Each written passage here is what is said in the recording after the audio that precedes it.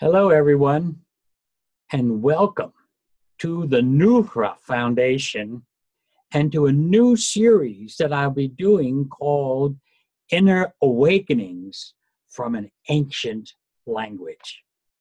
The word Noohra, that's spelled Noohra, is the ancient Aramaic language, this word, and it means light.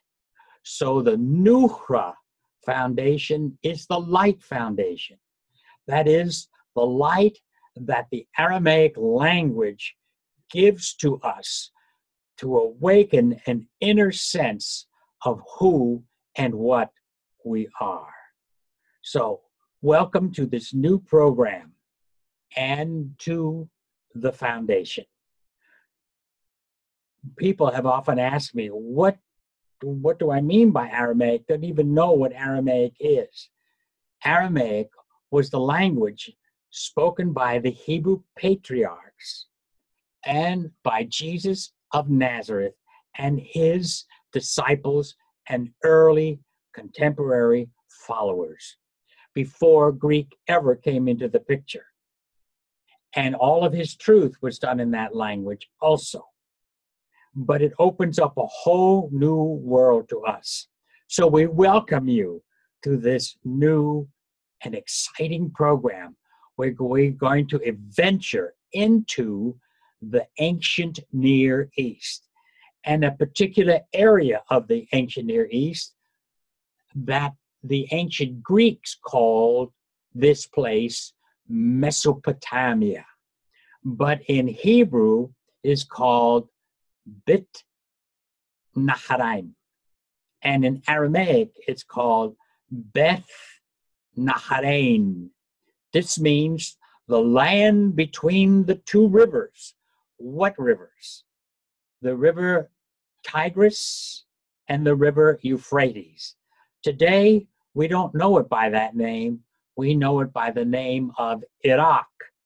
It is from ancient Iraq that many spiritual and deep understanding of ourselves and of the inner world that is truly a part of us.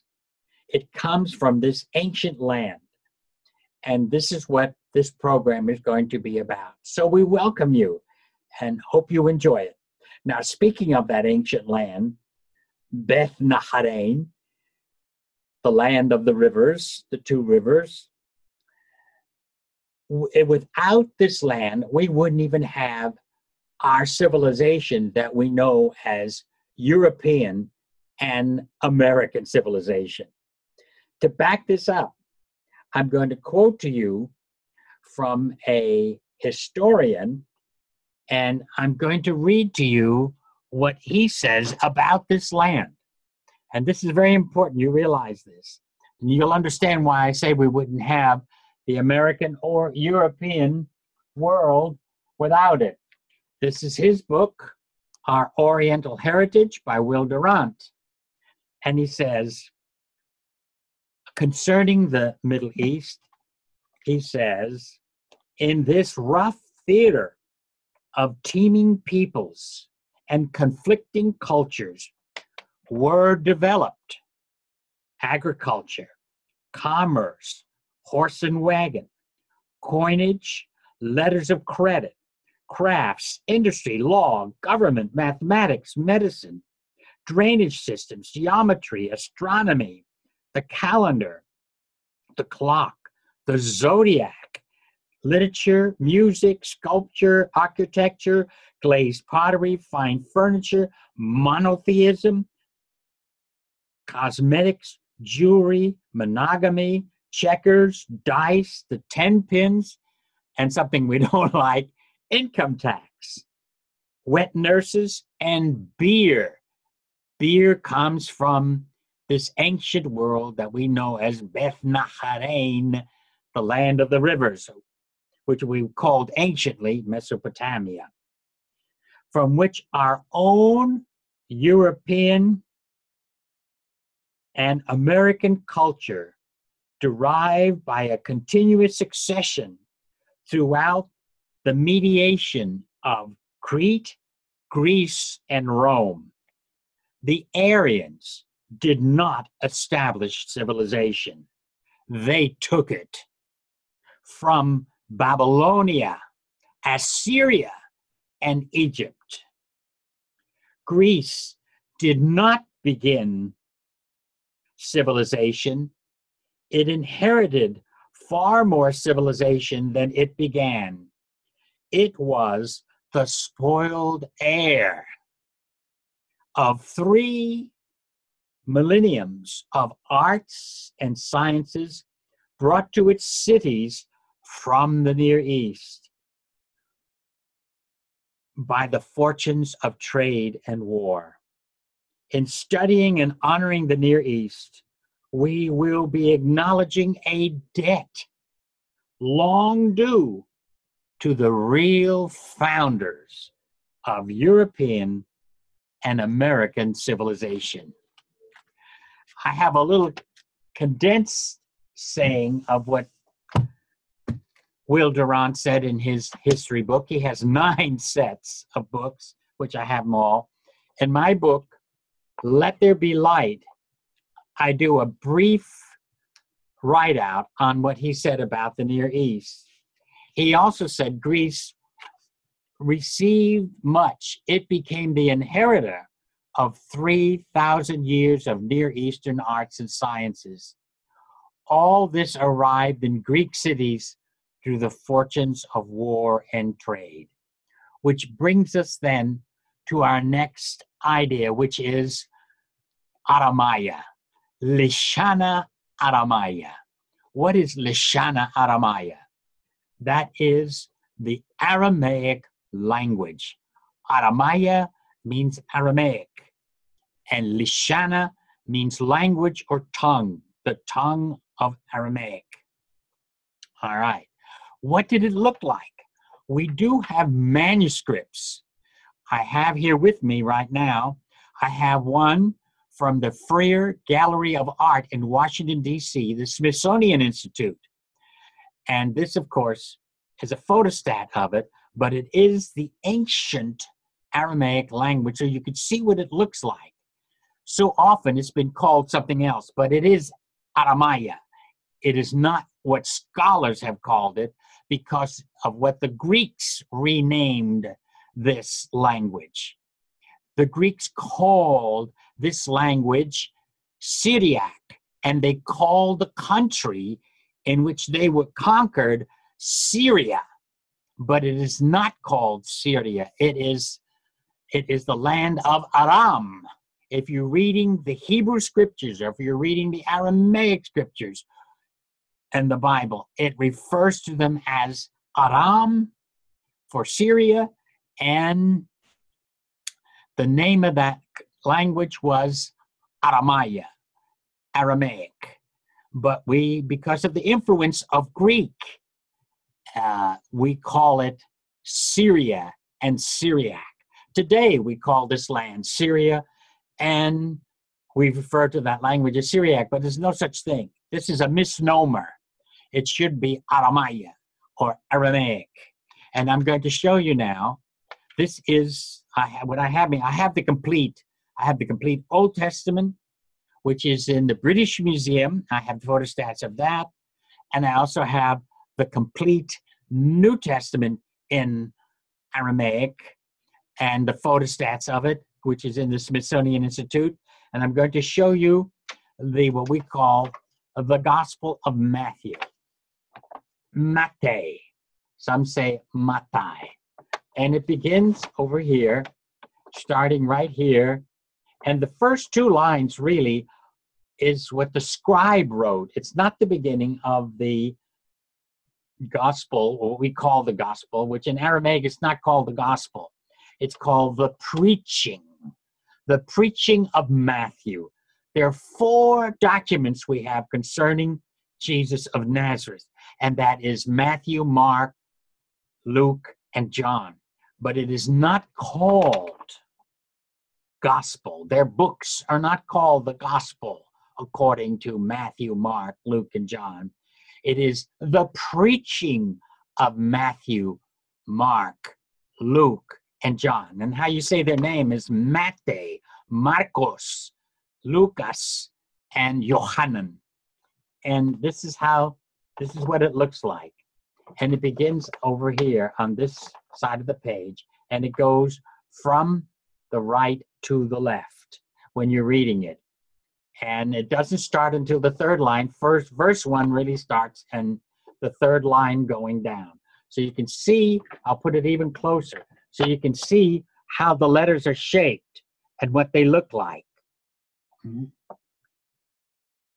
And when my mentor, Dr. George M. Lamsa, translated the entire Bible from these texts and also the Old Testament, which I also have, he discovered there were about 12,000 differences, which helped clarify much misunderstanding about God, about us, about the world, and about Israel that we did not understand. And you have to realize that by going through this language, we get deeper insight into ourselves, into God, and into even Jesus of Nazareth, and his disciples when he presented his teachings.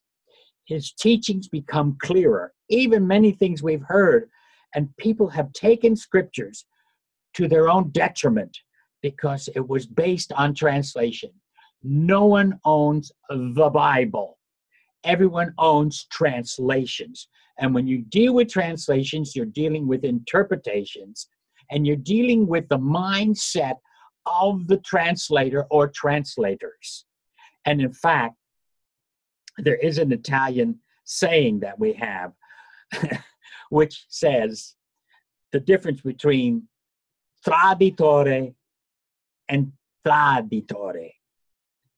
Traditore is a traitor, is what we're saying. A translator is a traitor.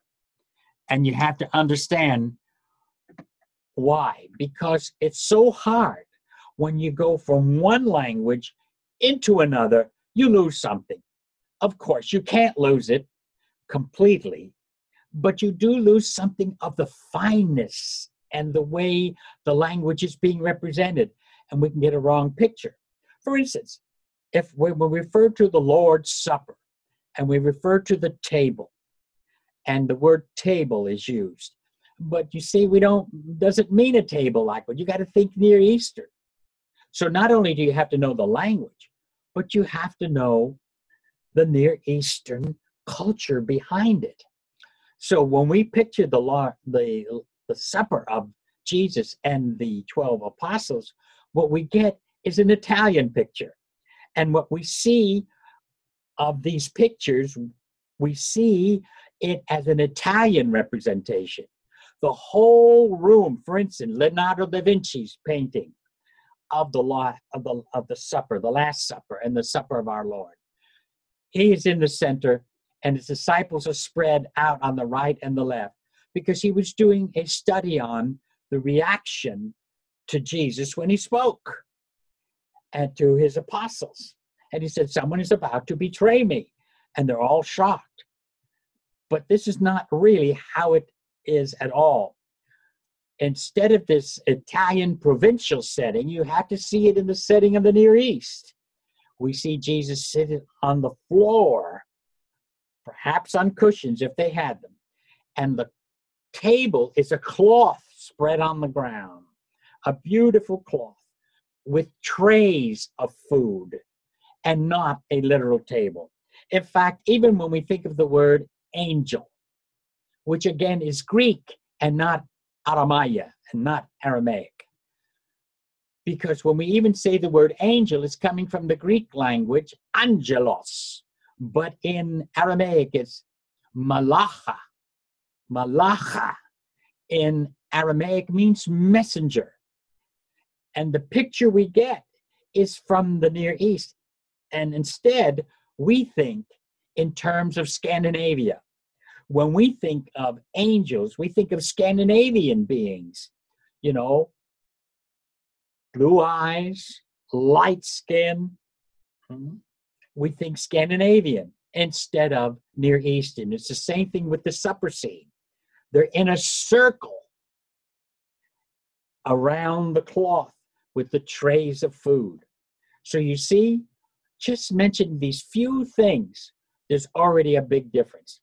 But what about certain things that have to do with us? How does the Aramaic language, the Lishana Aramaya, how does it change us? What insight does it give us about ourselves and about God? Well, like I told you, when Rabbi Lamza or Dr. Lamza translated the entire Bible from Aramaic, he discovered there were 12,000 differences. One of the major misunderstandings we have concerning God is that God is a jealous God, and we get that from Scripture. But the Aramaic doesn't say jealous. It says zealous. Tanana is the word in Aramaic. And this makes a big difference. And what about human beings? What about all these doctrines and tremendous monumental dogmas that we have built on mistranslations? One of the biggest ones is the term hellfire. And we love to threaten people when they don't believe the way we believe.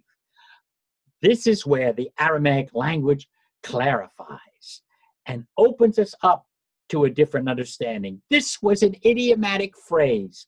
When Jesus originated or used that term hellfire, Gehenna Noohra means fire, the place of fire, where they burned rubbish, and not a place that God created to put people. God doesn't roast people. And you have to understand, again, this is misunderstanding of going from one language to another, and we miss something. So, welcome to this new program and insight into inner awakenings from an ancient language. Glad to have you with us today.